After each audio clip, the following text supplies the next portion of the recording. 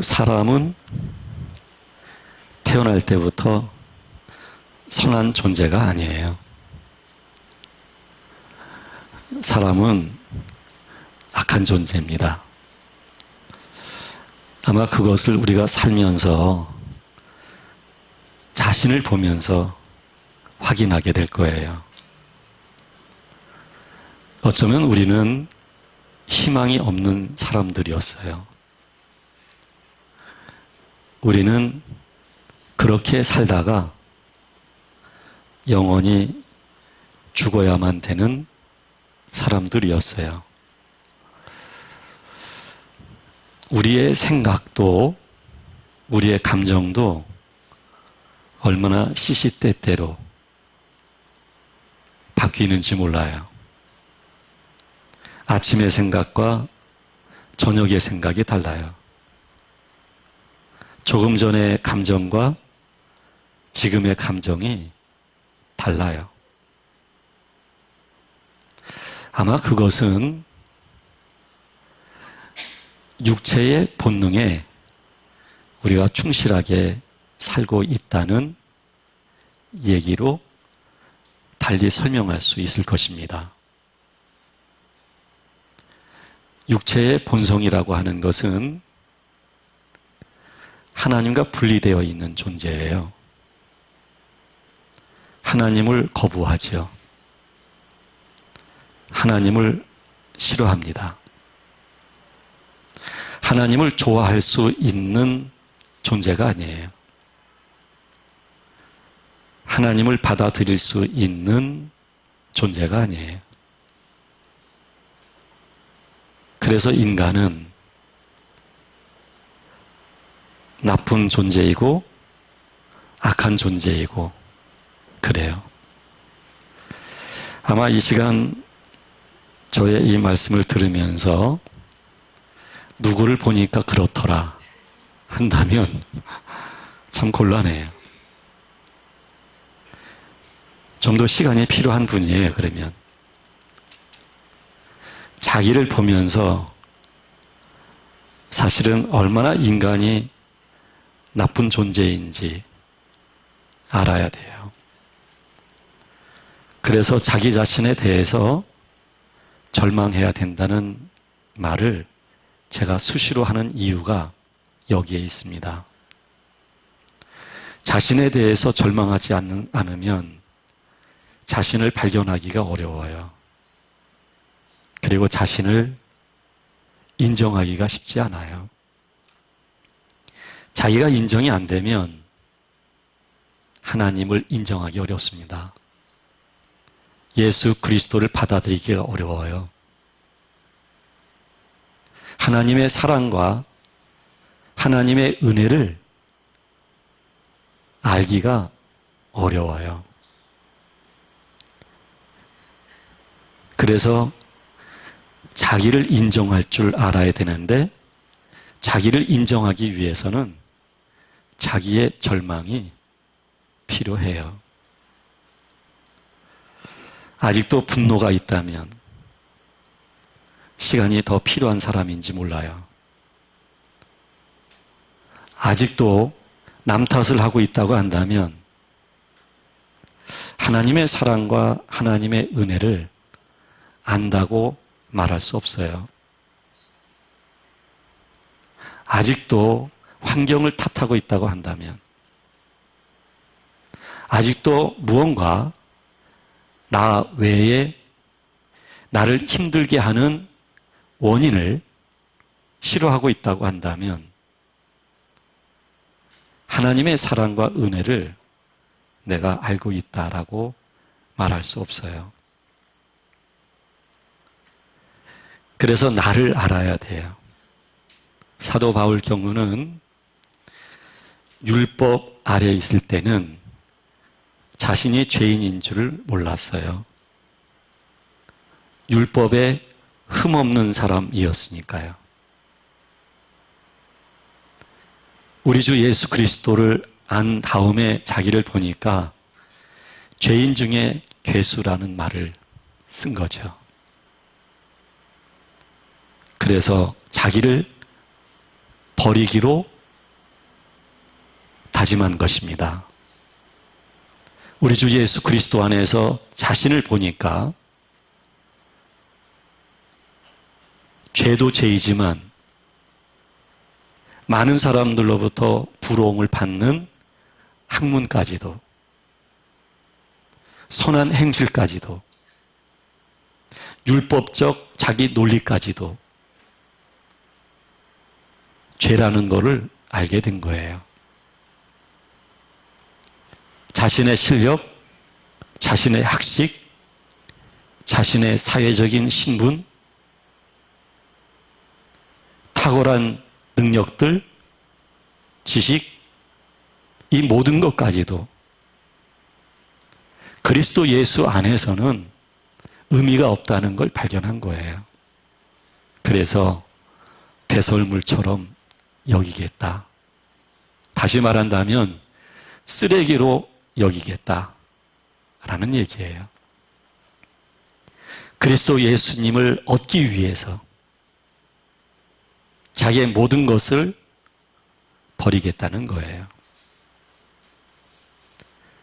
그래서 중요한 것은 내가 어떤 사람인지를 알 필요가 있어요. 우리는 삶 속에서 하나님의 특별한 은혜 가운데 내가 어떤 사람인지 확인하게 되잖아요.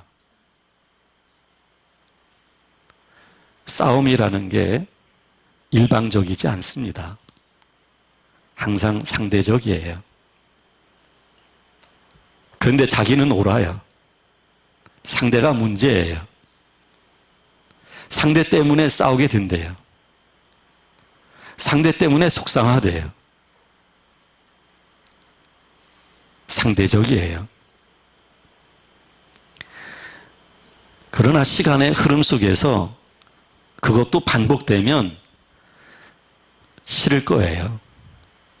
그리고 자신의 그 적나라한 모습을 보면서 내가 이 정도 사람이구나 라고 생각하게 될 거예요. 그런데 그냥 인지가 되고 그냥 그렇구나 확인 속에서의 적당한 아픔으로 끝나면 곤란해요. 정말 처절한 음부와 같은 고통까지도 나의 연약한 모습을 확인하면서 겪을 수 있어야 돼요. 그래야 내가 어떤 존재인지 알 수 있게 되는 거예요. 율법 아래에 있었습니다. 율법은 우리를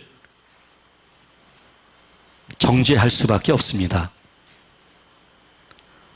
원래 율법은 우리를 정죄하기 위하여 있는 게 아닙니다. 우리를 자유하도록 하기 위하여 하나님이 율법을 주셨던 겁니다. 그러나 인간이 악하고 인간이 약한 관계로 인하여 율법이 자신의 역할을 할 수 없게 된 거예요. 율법이 하나님께로부터 왔지만 본의 아니게 인간을 정죄할 수밖에 없게 된 거예요. 그래서 하나님께서는 우리 주 예수 그리스도를 우리처럼 몸을 입고 이 땅에 오시도록 하였던 것이죠. 그리고 우리의 모든 죄를 담당하셨던 것이죠. 모든 몸을 갖고 있는 인간은 죄인이지만 우리 주 예수 그리스도는 유일하게 죄가 없는 분이고 죄를 알지 못하는 분이었어요. 우리의 죄를 속량하시기 위하여 그리스도가 하나님의 뜻을 받들어서 죽으셨던 것이죠. 그리고 그리스도의 영이 인간에게 오게 된 거예요. 그리스도의 영이 인간에게 오게 됐을 때 인간의 영과의 연합이 이루어지면서 그리스도의 사람이 된 것입니다. 율법의 정죄 속에 있는 인간을 하나님은 그렇게 우리를 구원하셨던 것입니다. 생명의 성령의 법이 우리를 죄와 사망으로부터 해방시켜 주시게 된 것입니다. 그래서 우리 안에 그리스도의 영이 계심으로 인하여 그 영의 인도를 쫓아 살면서 율법을 뛰어넘어 하나님이 우리를 사랑하시듯 우리가 사랑할 수 있는 사람들이 됨으로써 완전한 죄로부터의 자유자가 된 것입니다. 우리는 그렇게 하나님의 사랑을 입게 되었고 그렇게 우리는 하나님의 영과 함께 하게 되어진 것입니다. 이스라엘 백성들이 번번이 실수보다 더 강한 범죄를 합니다. 하나님의 약속을 지키지 않습니다. 그들에게 주어지는 것은 저주요 사망밖에 없는 것입니다. 그래서 이스라엘 백성들은 앞날에 대한 희망이 없어졌습니다. 그리고 죽음밖에 그들은 생각할 수 있는 것은 없었던 것입니다.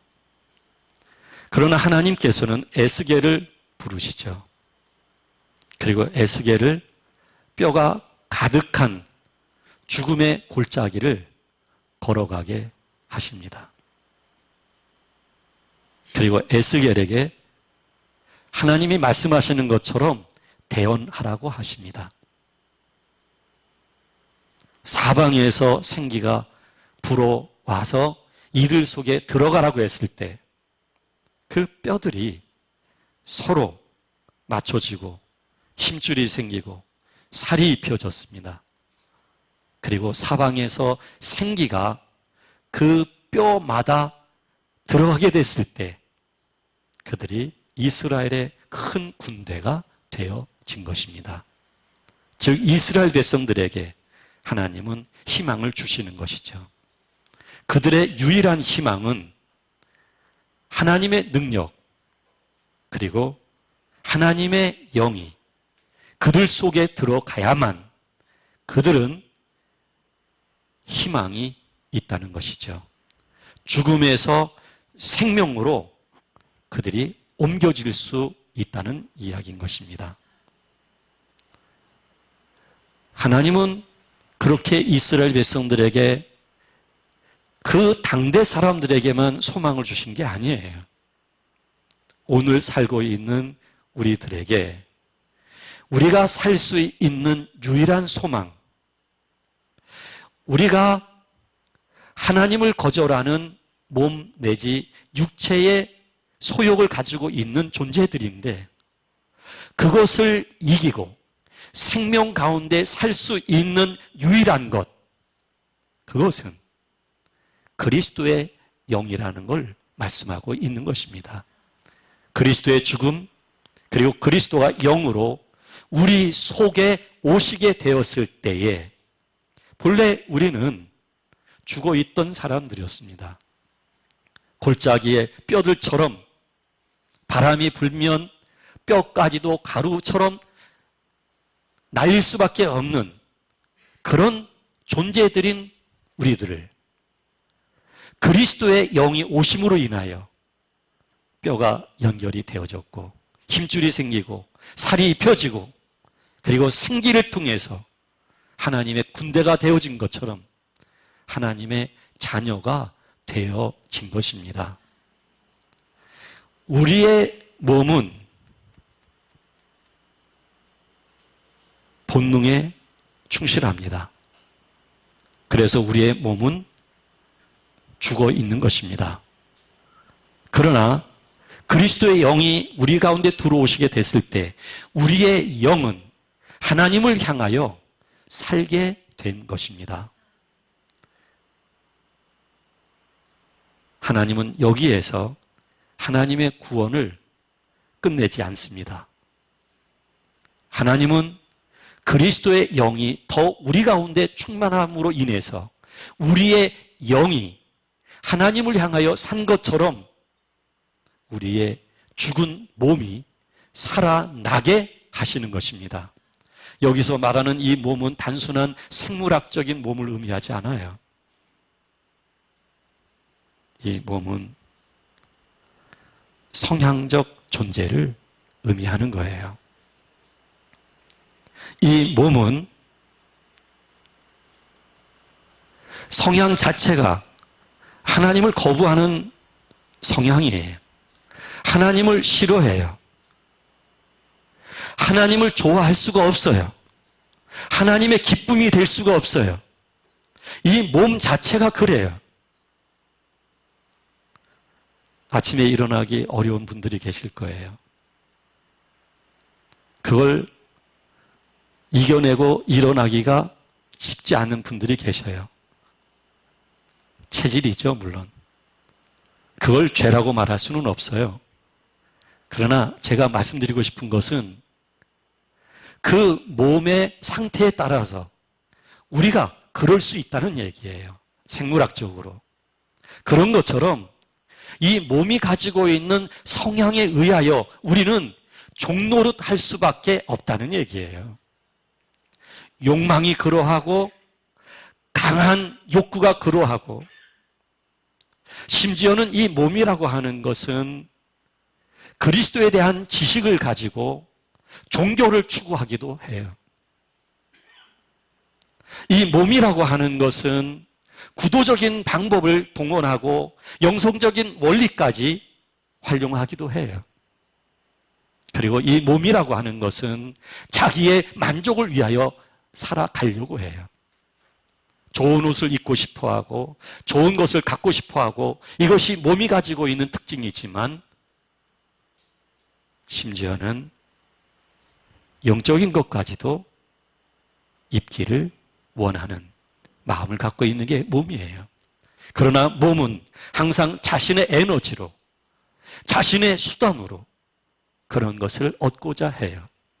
그러나 이 몸이라고 하는 것은 자신의 수단으로 하나님의 것을 얻을 수 있는 존재이질 못해요. 이스라엘 백성들이 율법이 주어졌지만 율법을 온전히 지키지 못했던 것처럼 그래서 하나님이 탄식하면서 내가 너희의 남편이 되기를 원했지만 너희들이 그것을 싫어했다고 말씀하신 것처럼 그들이 돌이키게 하도록 위하여 머리부터 발끝까지 성한 것이 없을 정도로 매를 맞았는데도 불구하고 율법을 지키지를 못했던 거예요. 이게 하나님과 분리되어 있는 몸의 성향이에요. 단순히 생물학적인 체질의 이야기가 아니에요. 잠을 다른 사람보다 더 많이 자야 되느냐, 못 자야 되느냐, 이런 단순한 얘기가 아니에요. 몸이 가지고 있는 욕망의 이야기예요. 몸이 가지고 있는 자기 중심의 이야기예요. 몸이 가지고 있는 자기 욕망, 이기적인 마음, 자기의 이런 이야기들이에요. 이 몸은 끊임없이 자기를 보호하기 위하여 방어하고 공격하는 존재예요. 이 몸은 그 어떤 사람도 자기에게 변화를 주기가 어려워요. 생활의 리듬, 좀 더 목표를 효과 있게 달성하기 위하여 자기를 개발하는 것 있을 수 있습니다. 그러나 그것이 의의는 아니에요. 사회적 성공은 얻을 수 있지만 그것이 선한 것은 아니에요. 그래서 유일한 것은 그리스도가 영으로 우리 속에 계실 수밖에 없는 거예요. 그리스도가 우리의 영 속에 함께 하실 수밖에 없는 거예요. 그러면 우리는 그 전에는 불안했던 사람들이에요. 두려웠던 사람들이에요. 자기 욕망으로 가득했던 사람들이에요. 그런데 어느덧 마음이 고요해져요. 그리고 내면에서의 안정감이 있기 시작을 해요. 그 전에는 내가 좀 더 몸을 쳐서 하나님 앞에 순복하려고 하는 노력형의 신앙생활을 해요. 그 노력까지 없다면 교회 덕은 질서는 훼손될 거예요. 그래서 그런 노력, 자기 몸을 더 그리스도 앞에 굴복시키기 위한 순종 필요할 수 있지만, 그러나 그것이 믿음의 참된 본질은 아니라는 얘기예요. 믿음의 참된 본질로 가기 위한 하나의 과정이란 얘기예요. 그래서 우리 내면에서부터 고요함과 안정감이 주어지게 되면, 그러면 우리의 영은 하나님의 영에 대하여 모든 걸 수용하고자 하는 마음이 생겨요. 하나님의 모든 사랑과 은혜를 전 인격적으로 인정하고 받아들여요. 그리고 밀려오는 그 감동 속에 우리의 영은 기뻐해요. 그리고 하나님을 노래하고 하나님을 경외해요. 오직 하나님에게만 생명이 있다는 사실을 영은 고백하기 시작을 해요. 그러면 그럴수록 몸은 점점 부담이 생기기 시작을 합니다. 원치 않는 죄를 범하게 될 때 부담이 생깁니다. 자기 억압이 생깁니다. 자유하지 못합니다. 매우 불편합니다. 매우 고통스럽습니다. 내가 그리스도 예수 안에서 온전하지 못하다는 그런 느낌을 받으면 매우 부담스럽고 고통스럽습니다. 지금 내게 그리스도의 영이 오셔서 내가 그리스도의 사람이 되었기 때문에 나의 영은 인격적으로 그리스도를 온전히 받아들이기를 원하고 있지만, 아직 그것을 알지 못하는 몸이 원하는 대로 살다 보니까 이원화되어진 자기 모습 속에서 큰 부담과 갈등을 갖게 되는 것입니다. 그래서 사도 바울이 말합니다. 하나님의 말씀대로 살기를 원하는 마음이 있지만 죄의 법 아래 사로잡히는 자신을 보게 된다. 오라 나는 곤고한 사람이로다. 이원화되어진 자신의 모습입니다. 그리스도의 영과 연합되어진 나의 영이 하나님을 향하는 것과 나의 몸이 아직은 자신의 뿌리를 지니고 있음으로 인하여 생기는, 나는 나이지만 두 개의 구조를 가지고 있는 존재인 자신의 모습 속에서 많은 갈등과 자기 혼란이 생기는 것입니다. 매우 곤고해지는 것입니다. 그래서 그리스도인은 자기 자신에 대하여 영의 흐름에 의하여 살지 못하게 되면 괴롭게 마련인 것입니다. 매우 부담스럽게 마련인 것입니다. 그것은 자연스러운 우리 심리적 현상이거니와 우리 영에서 하나님을 향하여 신음하는 탄식이기도 한 것입니다. 부담 필요합니다. 육체로 산 결과를 통한 고통 필요합니다. 그 끝이 무엇인지를 경험하는 것도 필요합니다. 그 아픔과 고통과 부담감이 내게 작용한다는 이야기는 내가 그리스도의 사람으로 그리스도의 영의 인도를 받고자 하는 그런 내면에서의 안타까움이 있다는 이야기인 것이며, 육체가 가지고 있는 그 부담감과 아픔과 고통이라고 하는 것은 어느 면에 있어서는 나를 보호하는 안전핀이기도 한 것입니다.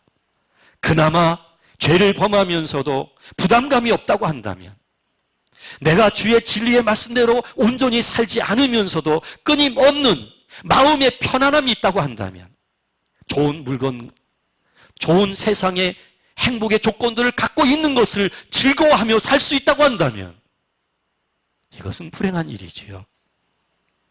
정말 불행한 일이죠.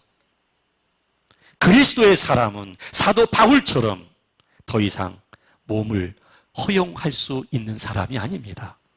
몸의 욕망을 받아들일 수 있는 사람이 아닙니다. 몸의 성향 그 자체를 인정하고 자기로서 살 수 있는 사람이 그리스도의 사람이 아닙니다. 그리스도의 영이 계시기 때문입니다. 그리스도의 영은 거룩 그 자체인 것입니다. 사랑 그 자체인 것입니다. 의요 진리인 것입니다. 그래서 자유로울 수가 없는 것입니다.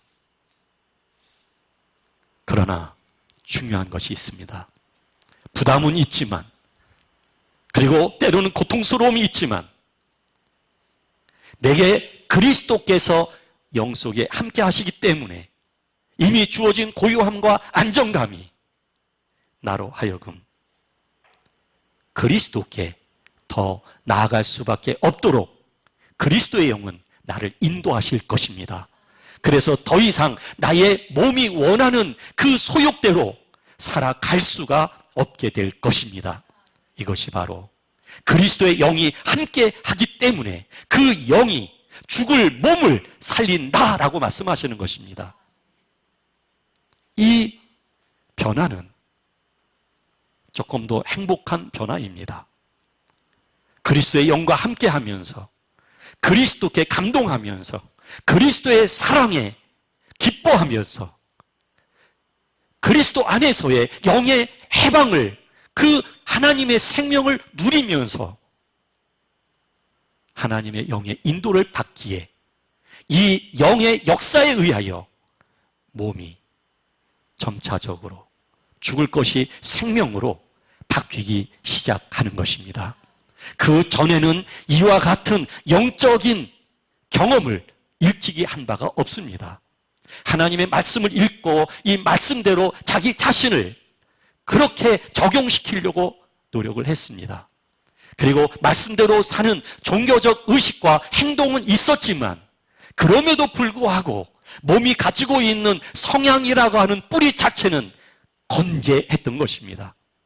끊임없이 내가 나를 하나님께 복종시키기 위하여 살았지만은 이제는 완전히 바뀌게 된 것입니다.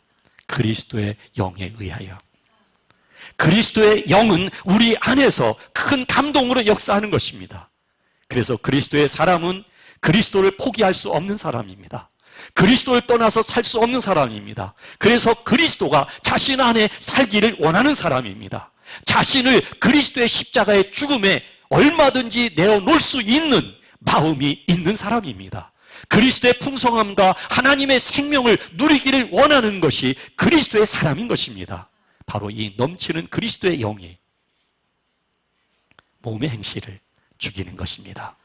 몸의 행실, 몸의 뿌리를 말합니다.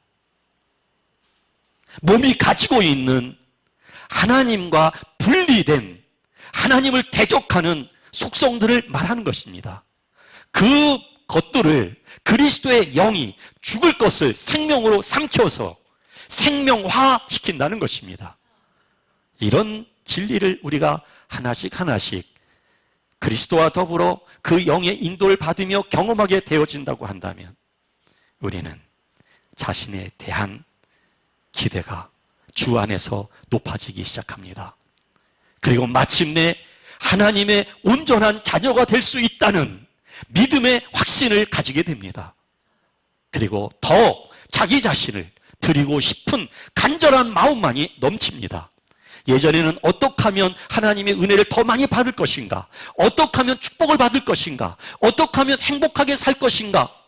이것이 소원이었다고 한다면 이제는 더 이상 그것은 배설물처럼 여겨지기 시작합니다. 이제는 오직 그리스도와 더불어 하나님의 영광을 위하여 살고자 하는 마음으로 바뀌는 것입니다. 그리고 더 이상 몸의 행실을 허용하고 싶어 하지를 않습니다. 그 허용하고 싶지 않는 마음, 예전에는 마음은 있었지만 몸의 행실에 변화를 줄 수 없었어요. 그러나 그리스도의 영이 더 충분히 함께 하시게 됐을 때에 그리스도를 사모하는 마음뿐만 아니라 그 그리스도의 영에 의하여 몸의 행실이 영향을 받으면서 변화되기 시작을 하는 것입니다. 성격이 바뀌어요. 그렇게 자기 감정이 솔직했던 사람이 바뀌기 시작을 해요. 그렇게 여가 없는, 필터가 없는 말을 했던 사람이 바뀌기 시작을 해요. 그리고 내가 중요한 것이 아니에요. 함께하는 사람들이 그리스도의 사람임을 알아서 사랑하는 마음이 넘쳐요.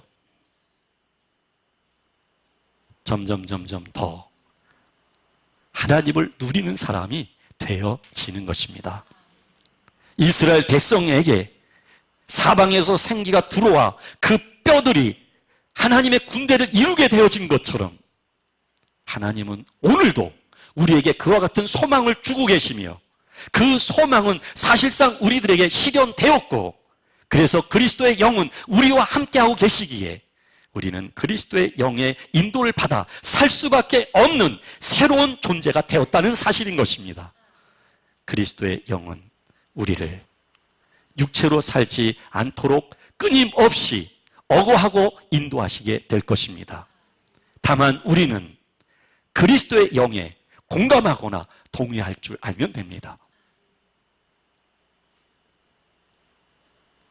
그것을 동의하지 않게 될 때 육체가 원하는 쪽을 받아들이면 받아들일수록 부담과 고통으로만 가득 채워질 수밖에 없을 것이며 그 부담과 고통보다는 그리스도의 영을 통한 그 해방의 자유와 생명이 무엇인지를 알기에 더 이상은 육체가 원하는 대로 살고자 하는 마음은 생기지 않게 될 것입니다. 죄는 끊어지게 될 것입니다. 점진적으로 그리스도의 사람으로 그렇게 온전히 세워지게 될 것입니다. 이것이 하나님의 우리를 향한 축복입니다. 기도하겠습니다.